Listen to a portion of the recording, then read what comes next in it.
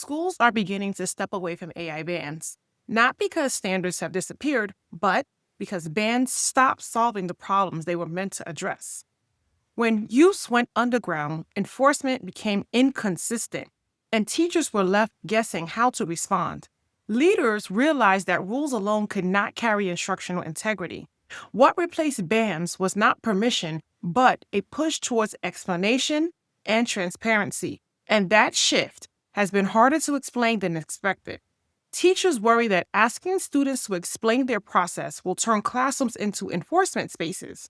Leaders worry about how disclosures will be used and whether inconsistency will increase instead of decrease. Those concerns make sense. The purpose of moving away from bans is not to catch students, it is to surface thinking at scale in a way teachers can respond to instructionally.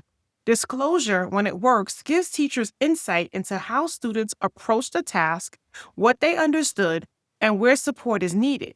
When it fails, it feels like confession without clarity. The difference is leadership. Leaders have to be explicit about what disclosure is for and what it is not for. Explanation is about understanding thinking, not proving intent. A student explaining confusion is not a violation, it is information. Teachers need to know that disclosures revealing partial understanding will be used to guide learning and not trigger punishment. Leaders also need to clarify how much variation is expected while staff learn together, and how judgment will be supported when situations do not fit cleanly. Without that clarity, teachers either overcorrect or avoid the practice entirely.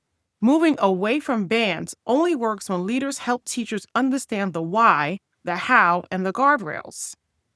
When explanation becomes a learning routine instead of a compliance move, covert use drops, trust strengthens, and instruction improves without constant policing.